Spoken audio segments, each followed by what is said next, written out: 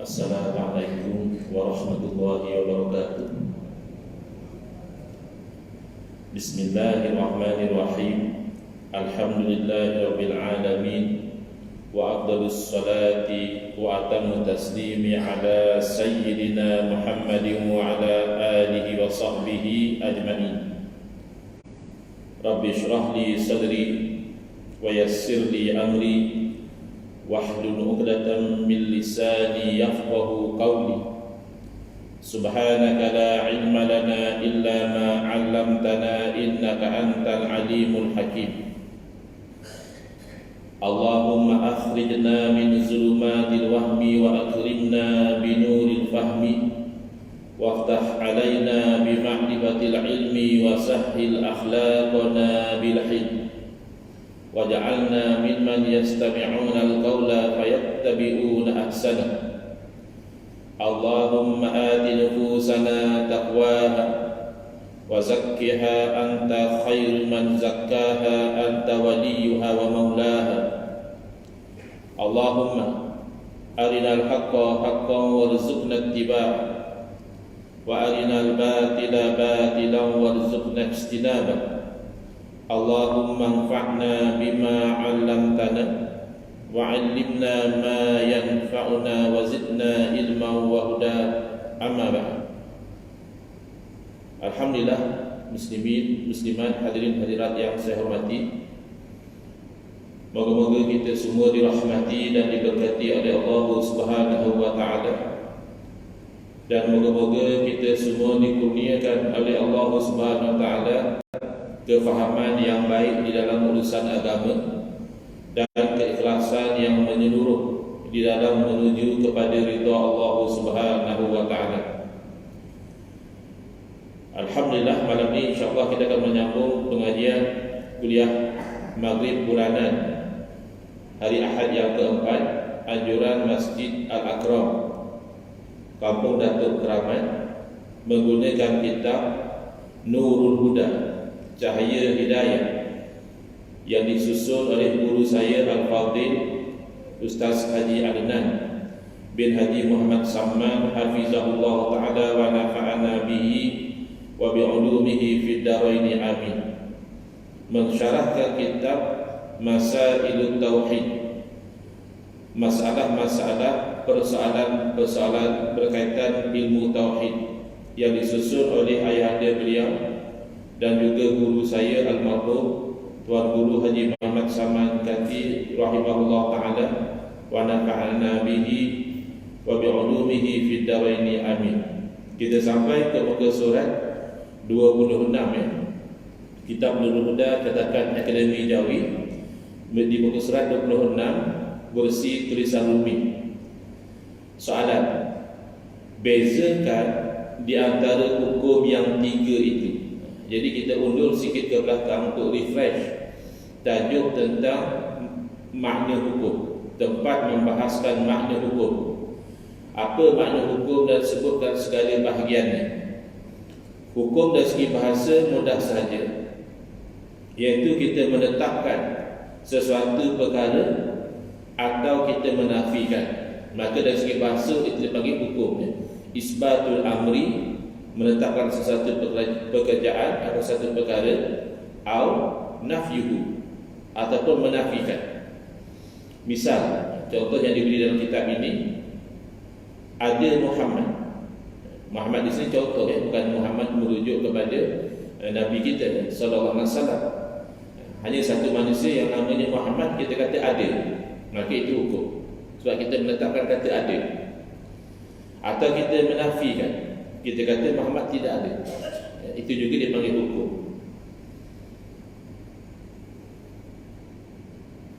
Atau sebagai contoh yang lain, menetapkan wajib mengerjakan segala suruhan syarak bagi orang yang sudah akil, yakni berakal, lagi balik sampai umur, sampai kepadanya seruan syarak. Bukan orang yang duduk di satu tempat yang terputus dengan hubungan luar sehingga tidak sampai seruan syarak kepada dia, serta sempurna panca inderanya, yakni mata dan telinga, bukan dua-duanya tak ada. buta dan pekak dalam masa yang sama, macam mana dia nak dapat maklumat? Jadi bila kita kata bagi orang mukallaf ini wajib dia itu mengerjakan segala suruhan syarak, itu adalah hukum. Atau kita menafikan daripada orang yang gila, kita kata orang gila tak wajib buat apa lah. Cuma kita ni kena jaga juga. Dia gila, dia tikam orang ke, dia rosakkan harta benda orang ke, dia tak ada dosa pahala. Tapi pihak penguasa kenalah kawal. Janganlah bagi dia datangkan mudarat kepada orang lain. Dah tahu gila dia ni jenis yang ganas, jenis mengamuk, jenis tikam orang, kena simpan di satu tempat yang selamat lah. Tapi nisbah pada diri dia tak ada hukum, sebab dia tidak mukallaf. Syarat mukallaf antaranya berakal. Baik. Jadi itu takrif dari segi bahasa mudah saja.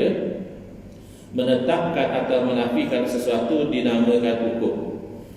Yang menetapkan atau menafikan itu salah satu dari tiga. Ada kalanya syarak yang menetapkan, maka namanya hukum syarak.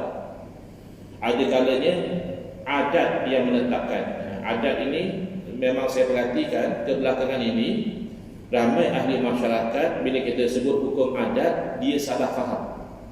Dia sangkakan hukum adat itu adalah hukum yang ditetapkan oleh, misalnya ini adat orang Melayu. Adat orang Melayu macam ni ketetapan dia. Kalau adat orang Cina lain, kalau adat orang India lain, adat Pepatih lain lagi, adat Temenggung lain. Bukan. Sampai masa nanti kita terang yang dimaksud dalam hukum adat bukan yang macam itu. Kemudian ada kalanya ditetapkan atau dinafikan oleh akal. Akal yang kata mesti macam ni, akal, ya? Atau akal kata tak mungkin. Itu namanya hukum akal. Jadi terbahagi hukum kepada tiga. Pertama hukum syarak, yang kedua hukum adat, dan yang ketiga hukum akal. Baru datang soalannya, bezakan di antara hukum yang tiga itu. Kalau dah ada tiga bahagi, pastilah setiap satu berbeza dengan yang lain.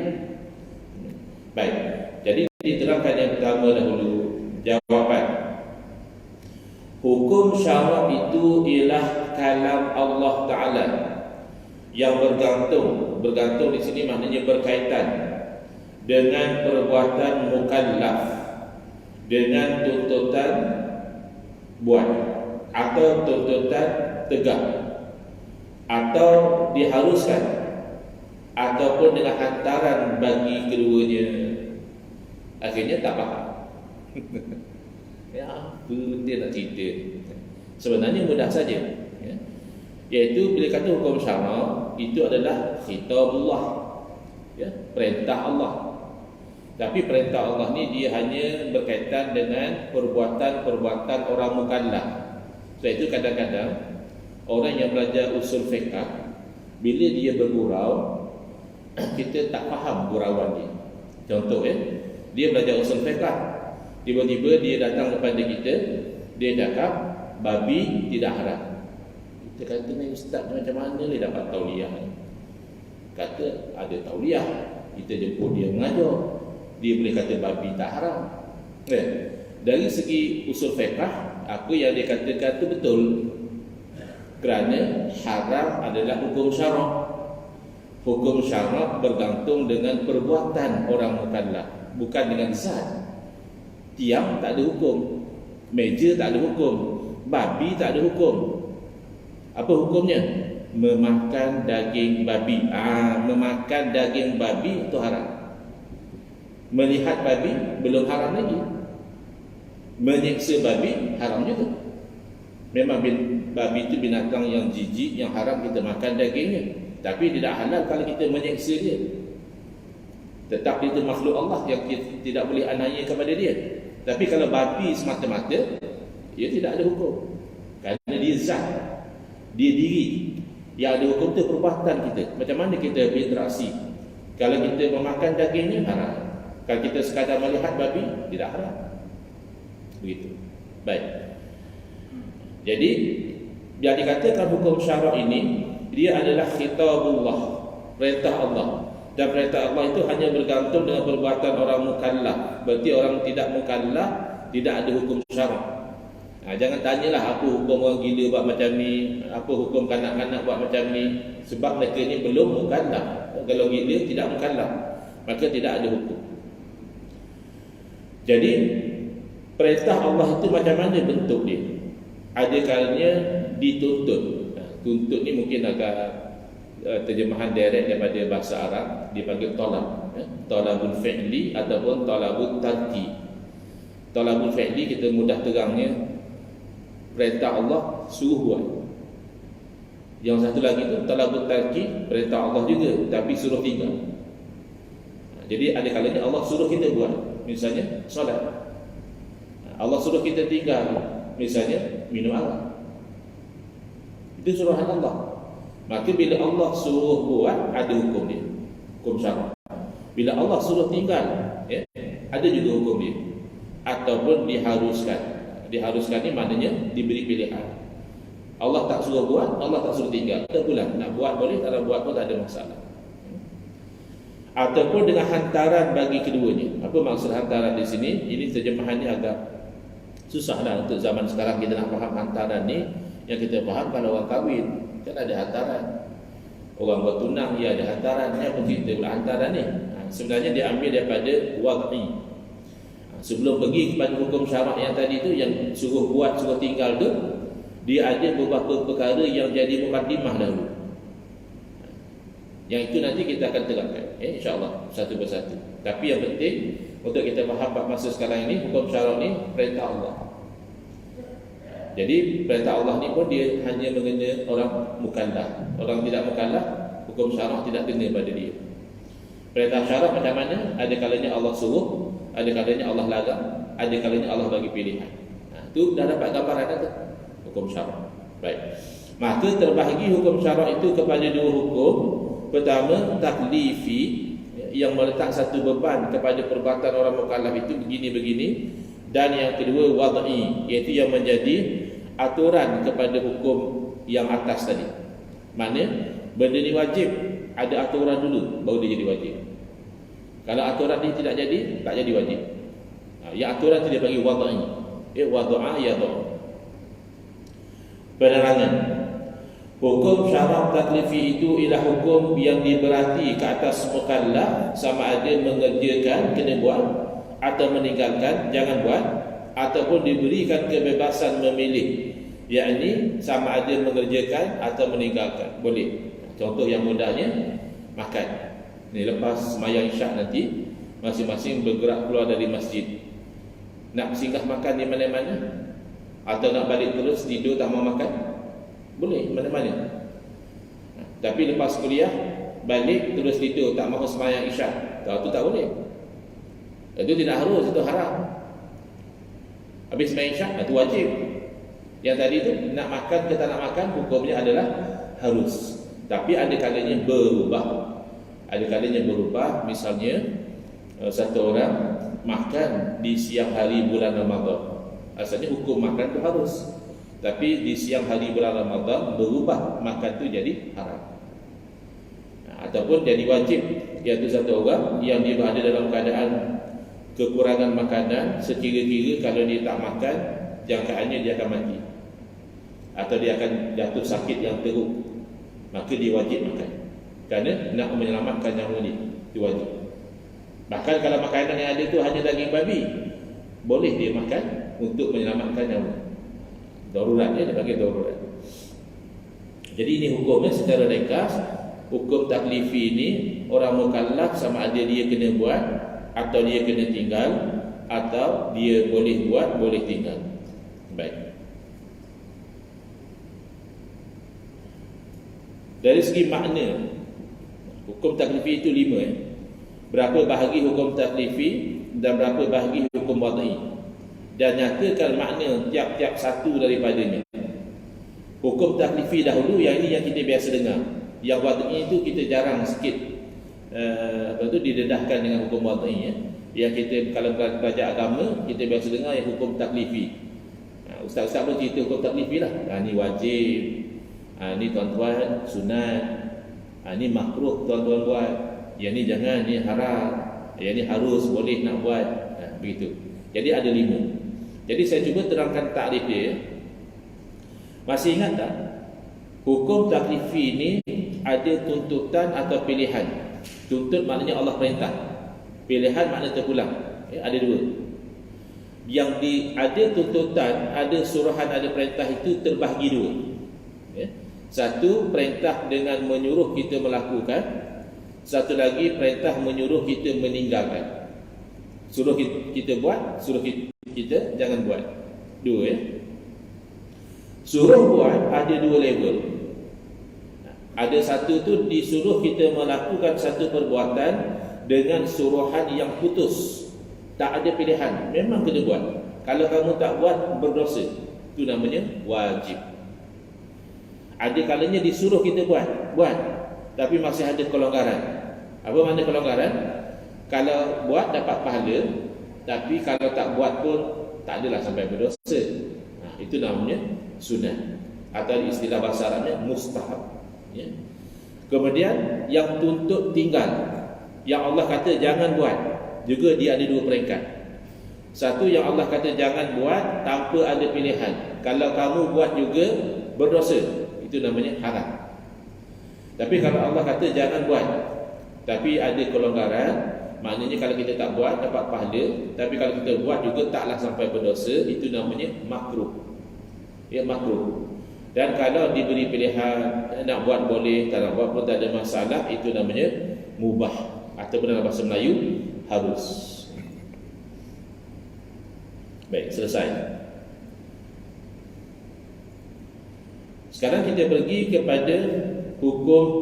Kita ambil contoh dulu yang hukum taklifi tadi, yang katakan wajib tadi. Contohnya seperti sembahyang 5 waktu, puasa di bulan Ramadan, Yang katakan sunat atau mustahab tadi, iaitu seperti sembahyang sunat ataupun puasa sunat. Makna haram iaitu seperti mencuri, berzina, minum arak. Makruh seperti membaca ayat Quran dalam rukuk, sebab itu bukan tempat dia. Ataupun sembahyang di perkuburan, kerana perkuburan ini tempat yang biasanya ada kotoran, ada najis. Makruh sembahyang di tempat macam itu. Harus seperti makan dan minum yang dihalalkan. Yang haram, haram lah. Macam tadi, makan daging babi haram. Makan roti canai harus, tak nak lah. Roti canai je, nasi lemak lah gini, boleh, tak ada masalah. Baik, selesai. Baru kita pergi kepada hukum syarak juga, tapi yang disebut wad'i. Hukum syarak yang wad'i pun ada 5, iaitu sebab, syarat, mani', sah dan batal. Kelima-lima ni bahasa Arab, tetapi telah dimelayukan 4. Sebab bahasa Arab, orang Melayu kata apa?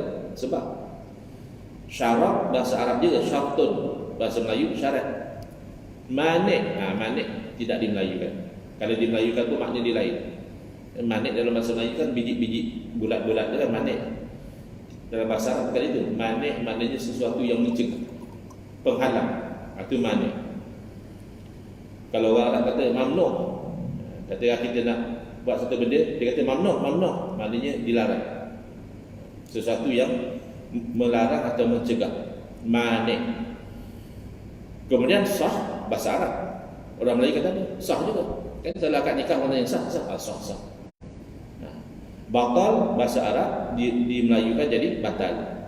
Batal lah semayang dia, batal lah puasa dia. Baik. Baru kita pergi kepada satu persatu.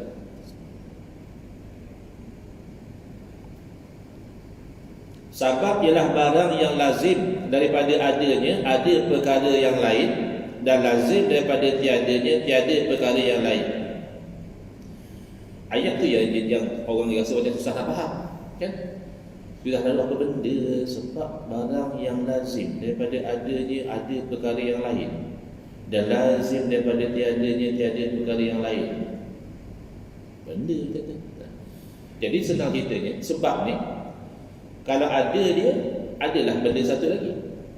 Kalau tak ada dia, tak adalah benda satu lagi. Contohnya, masuk waktu sebab bagi wajib semayang. Ni sekarang ni kita wajib tak sembahyang isyak? Belum. Sebab belum masuk waktu. Nanti bila dah masuk waktu isyak, barulah ada hukum wajib. Jadi masuk waktu itu namanya sebab kepada wajib sembahyang.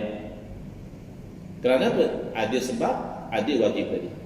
Tak ada sebab, tak ada wajib. Kalau ada orang meninggal sebelum masuk waktu isyak ni, berdosa tak dia sebab sembahyang isyak? Tak berdosa. Sebab masa dia meninggal belum ada kewajipan. Tapi ini kalau kita fokus kepada sebab tu sajalah. Ada kalanya ada faktor luaran. Contohnya, ini selalu berlaku pada isteri kita lah. Dah masuk waktu kita ajak dia sembahyang. Dia kata bendera merah. Tak wajib, bahkan haram kalau dia sembahyang. Asalnya dah masuk waktu wajib sembahyang. Tetapi itu melihat kepada diri sebab tadi. Tapi kalau kita ambil kira faktor lain, yang dikatakan haid bagi wanita itu namanya manik, pencegah. Maka haid itu mencegah daripada wajib sembahyang, bahkan mencegah daripada sahnya sembahyang. Kalau dia sembahyang juga haram dan tidak sah. Misalnya sebab masuk waktu maka wajib sembahyang, tidak masuk waktu tidak wajib sembahyang. Yang kedua, syartun ataupun syarat, iaitu barang yang lazim daripada tiada perkara yang lain, tetapi tidak lazim dan apabila adanya ada perkara yang lain. Kalau sebab tadi dia macam berpasangan, ada sebab adalah musabab dia, ada masuk waktu adalah wajib sembahyang. Tak ada sebab tak adalah musababnya, tak masuk waktu tak wajib sembahyang. Tapi syarat dia sebelah je, iaitu kalau tak ada syarat memang tak adalah yang disyaratkan. Tapi kalau ada syarat, belum tentu yang disyaratkan tu ada. Contoh, berwudu, syarat bagi sah sembahyang, betul kan? Maka kalau tak ada syarat, maknanya orang tu sembahyang tak ada wudu, sah tak sembahyang dia? Tidak sah. Tapi kalau dia ada wudu, mesti ke sah dia sembahyang? Belum tentu. Dia ada wudu, tapi sembahyang tak mau rokok ni. Lepas baca Fatihah terus sujud, tak sah lah sembahyang. Tapi dia ada sembahyang? Yalah, memanglah. Tapi tidak mesti ada syarat. Yang disyaratkan tu ada. Sah sembahyang tu tak mesti ada, kerana banyak faktor lain. Dia bagi contoh di sini. Misalnya, tiada bersuci, tiada sah sembahyang, tetapi adanya bersuci belum tentu sah sembahyang.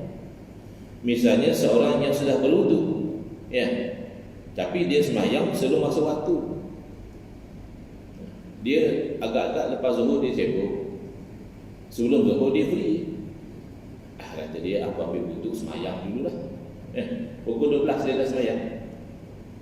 Sah tak sembahyang? Tidak sah. Tapi kalau dah masuk waktu sekalipun, dia memang tak berwudu, memang tak sah lah. Syarat tak ada, memang tak ada lah yang disyaratkan. Ada syarat, belum tentu ada yang disyaratkan. Apa beza syarat dengan rukun?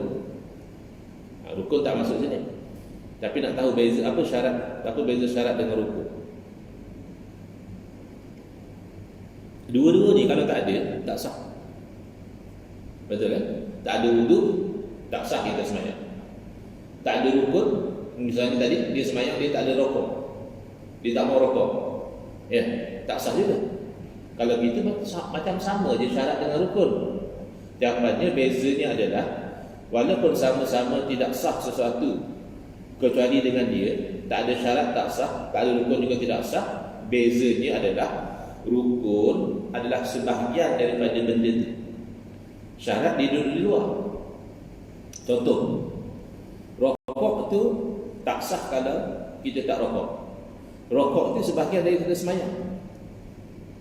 Tapi berwudu sama juga, tak sah kalau kita tak ada wudu. Tapi wudu bukan sebahagian daripada sembahyang. Ramai je orang berwudu tak sembahyang, belum sembahyang. Tuan-tuan ada wudu sekarang, adakah tuan-tuan sedang sembahyang? Tidak. Tapi kalau rokok, itu tengah sembahyang. Tak boleh kita rokok luar sembahyang, itu bid'ah. Tunduk lain. exercise, itu bukan rukuk. Itu yang sujud syukur tu, kan? Dia ada syarat rukunnya. Kita musim bola ni dia hentam sujud, tak tutup aurat tidak, kiblat ke mana, tak ada wuduk ke tidak. Sujud tu ibadah, dia ada syarat rukun dia. Sujud syukur, dia kena suci dari hadas, menutup aurat, menghadap kiblat. Rukun dia takbir, sujud, bagi salam. Bacaan tu sunat. Jadi jelas ya. Beza syarat dengan rukun, kedua-dua persamaannya adalah sama-sama tidak sah sesuatu kecuali dengan dia, tetapi bezanya syarat adalah sesuatu yang di luar daripada perbuatan itu, sementara rukun ia adalah sebahagian daripada perbuatan itu sendiri. Macam tuan-tuan sekalian menutup aurat. Tuan-tuan sedang sembahyang ke? Tidak. Tapi menutup aurat itu syarat sah sembahyang. Tapi dia bukan rukun. Kalau rukunnya macam takbir, baca Fatihah, rukuk, sujud, tahiyat, itu rukun. Jadi sebab syarat dah selesai.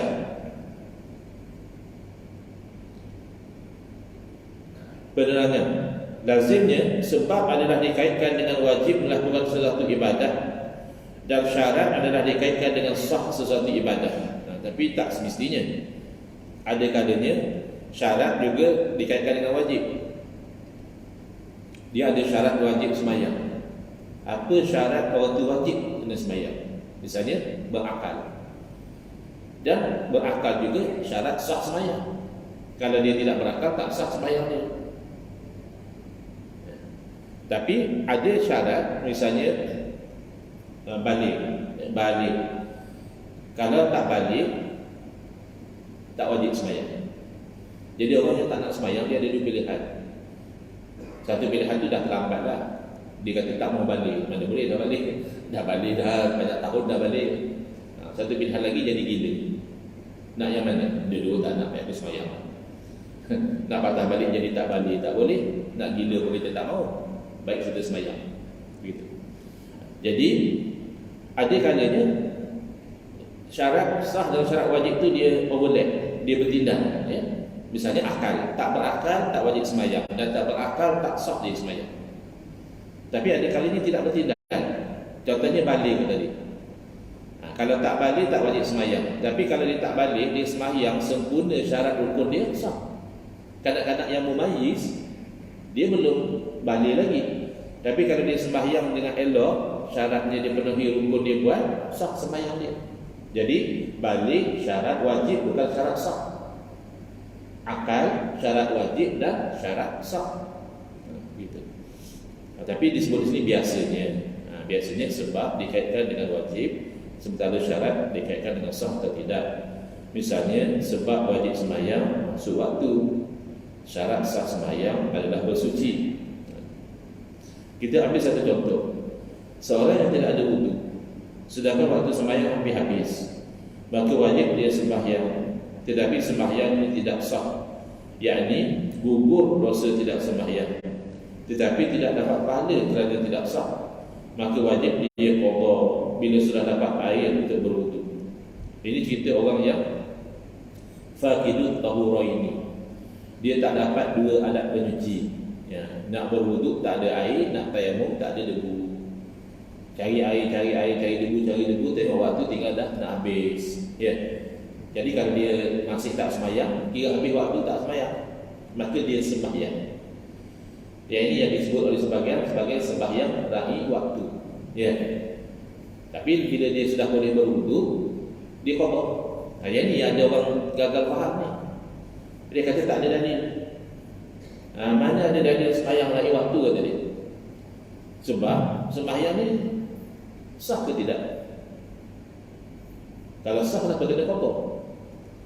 Jadi tak ada sembahyang rahi waktu, dia tak ada. Ulama dia pandai reka-reka.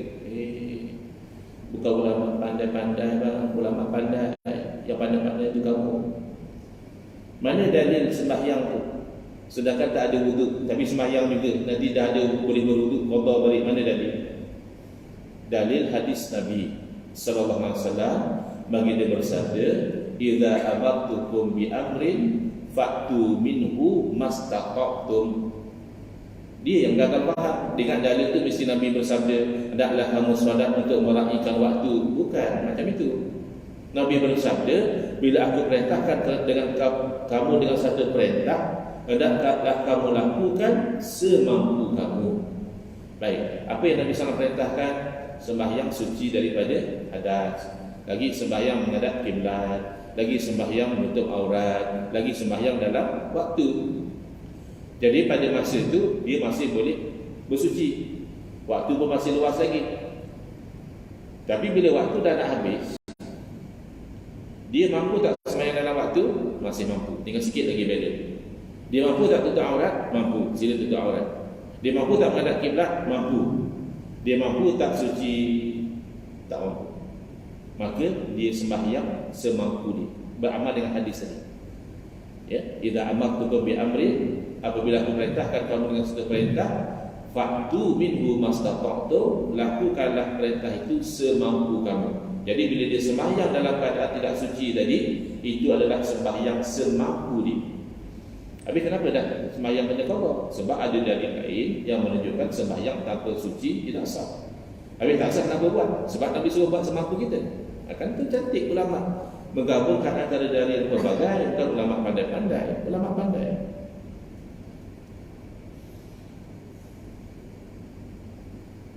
Baik. Yang ketiga namanya mani', daripada perkataan Arab mana'a yamna'u, yang asalnya bermakna melarang atau mencegah, iaitu barang yang lazim daripada adanya tiada sesuatu, dan tidak lazim pula daripada tiadanya ada sesuatu. Dia makin terbalik daripada syarat, kan? Syarat kalau tak ada, confirm tak ada. Tapi kalau ada syarat, belum tentu ada. Boleh jadi ada, boleh jadi tak ada. Itu syarat. Kalau manik dia terbalik. Kalau ada manik, confirm tak ada benda itu. Tapi kalau tak ada manik, belum tentu ada. Tak faham lagi. Buat contoh. Buat contoh insya-Allah faham. Iaitu haid adalah manik bagi wajib sembahyang. Betul kan? Haid adalah sesuatu yang mencegah wajib sembahyang. Berarti kalau ada haid, memang tak adalah wajib sembahyang. Jangan dia marahlah orang perempuan kita. Kamu ni asyik tengok TV, tengok phone, sembahyang ke dia haid? Ya. Dia memang tak ada hukum wajib untuk dia. Selagi dia dalam haid, tak ada. Tapi adakah berarti kalau dia tidak haid wajib sembahyang? Sekarang dia sudah suci daripada haid, adakah mesti dia wajib sembahyang? Tak mesti. Kenapa? Belum masuk waktu. Dia suci daripada haid pukul 10 pagi, nak sembahyang benda. Masa subuh tadi dia masih haid. Ya, lepas tu dia cek-cek, lepas tu dah suci. Tapi belum masuk waktu sembahyang lain. Belum wajib sembahyang. Sebab tu dia kata manik ni sesuatu yang bila dia ada pasti tak ada. Tapi adakah oleh kerana dia tak ada mesti ada? Tidak semesti. Boleh jadi ada. Ya, lepas dia suci itu dah masuk waktu semua, dia wajib sembahyang. Ya, ada kalanya dia sudah suci daripada haid tapi belum wajib sembahyang, belum masuk waktu lagi. Baik, penerangan. Manik dalam bahasa Melayu berarti penegah, iaitu sesuatu perkara, benda yang boleh menegah sesuatu perkara yang lain. Kita ambil contoh getah yang terlekat di tangan menegah air sampai kepada anggota wudu. Itu nak menegah makna lah. Apa makna menegah? Sesuatu yang menghalang. Jadi kalau kita ada getah di tangan kita, okay, getah pokok ke getah apa ke, melekat, jadi air tak sampai. Itu bayangannya. Jadi bila ada satu yang menegah, tak sampai hukum wajib tadi. Sebab dia dalam keadaan haid, maka tak wajib sembahyang. Ada yang menegah sah, ada juga wajib sembahyang tapi ada najis misalnya, menegah sah dia sembahyang, maka dia kena hilangkan dulu najis, baru dia boleh sembahyang dalam sah.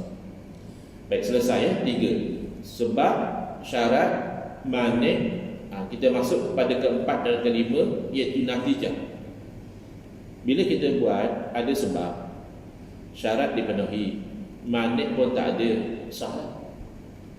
Bila kita buat satu benda tak ada sebab, macam tadi lah, belum masuk waktu rajin dia sembahyang, batal lah, tak sah. Tak sah tu batal.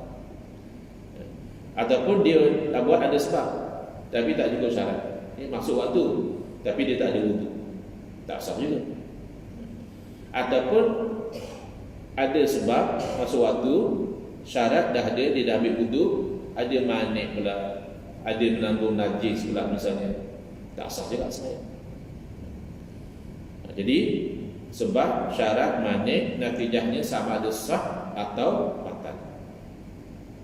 Sah artinya barang yang lulus dan dibilangkan dia. Sahnya mana kejadian? Misalnya sembahyang yang cukup syarat dan rukunnya itu sah, yang ini diluluskan dan masuk bilangan. Umumnya dapat pahala. Hakikat wallahu a'lam lah. Ya, kita kira sembahyang dia sah.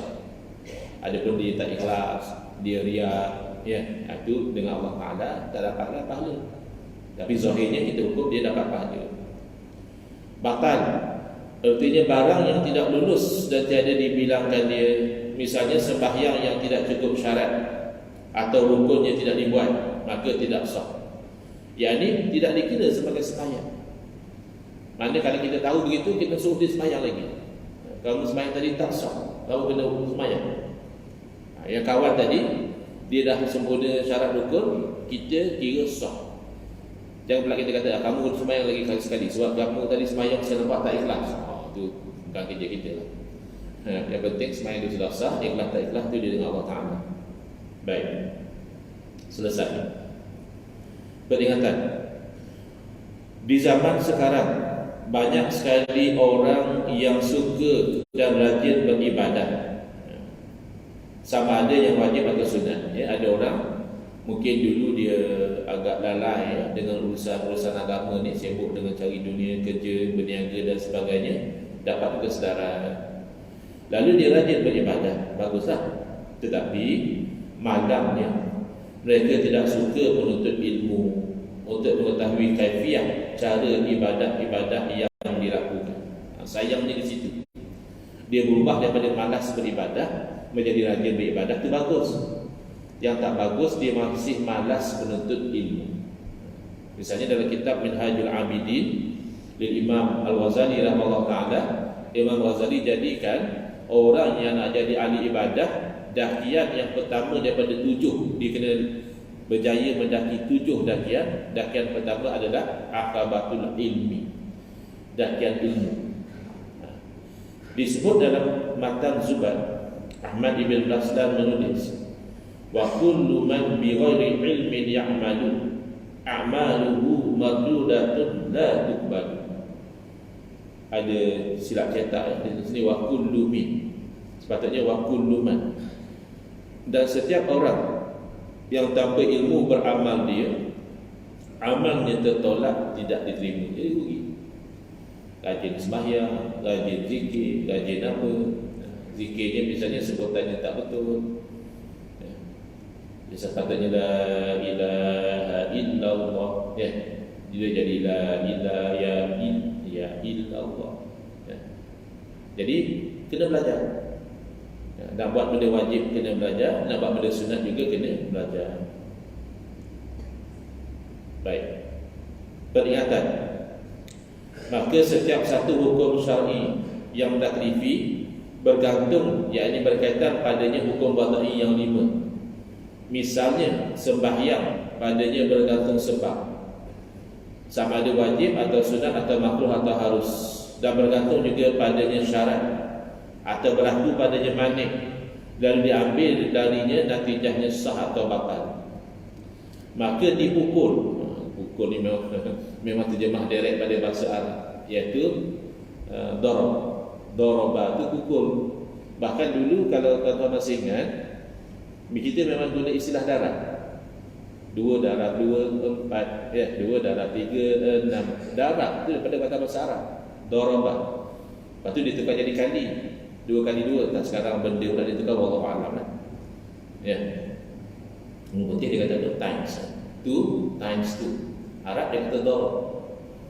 Tapi dia terjemah sini memang terjemah secara literal.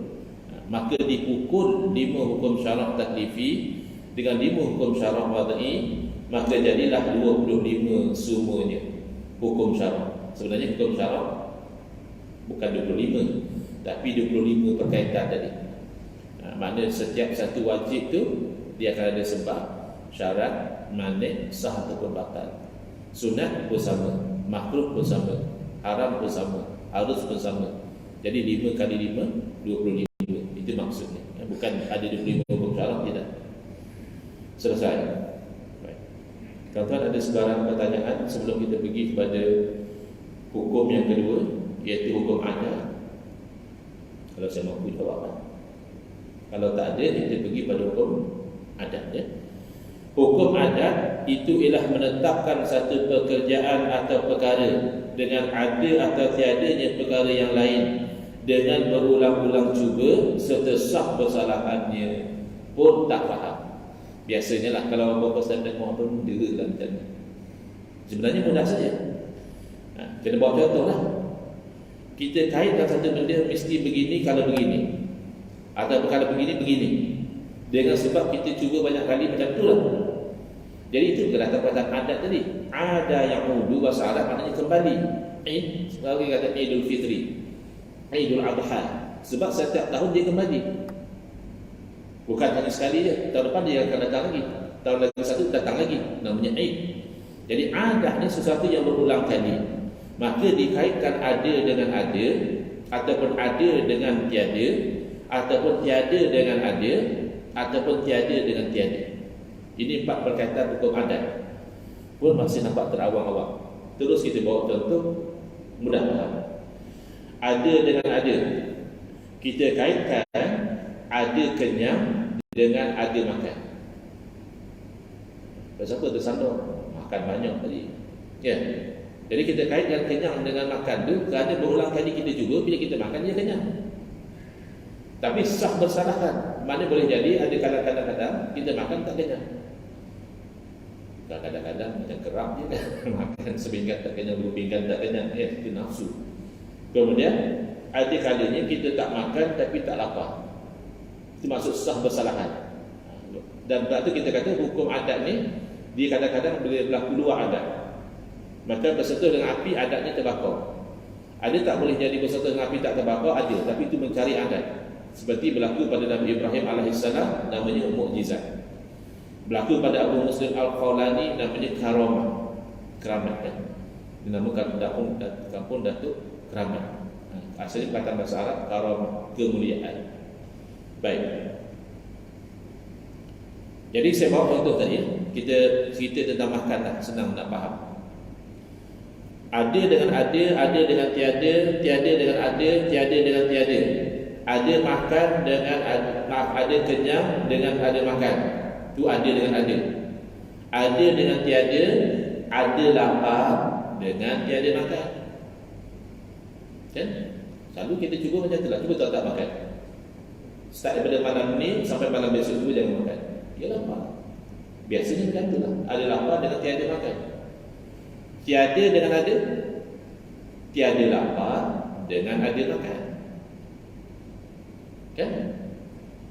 Cuba makan, hilang dah lapar. Tiada dengan tiada, tiada kenyang dengan tiada makan. Ini contoh. Tapi ini relevan. Bila orang tak tahu beza antara hukum adat dengan hukum akal, itu yang dia bersyirik-syirikkan. Kalau kita buat macam ni jadi macam ni, syirik. Syirik apa bendanya? Itu kita cause and effect, sebab dan musabab. Ya. Oh, saya makan ubat ni sembuh penyakit saya. Syirik. Sebab yang menyembuh penyakit Allah. Saya bercakap adat, bukan akal. Kalau akal, tak ada satu yang berlaku besar atau kecil, itu semua perbuatan Allah.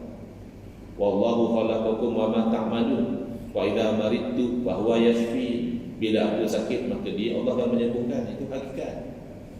Hukum adat ni dia bermain asbab, cause and effect. Jadi kalau satu orang dia kata kepada doktor, doktor tolong sembuhkan penyakit saya, dari segi adat tidak syirik. Hanya syirik kalau memang dia beriktikad doktor lah yang menyembuhkan penyakit, bukan Allah.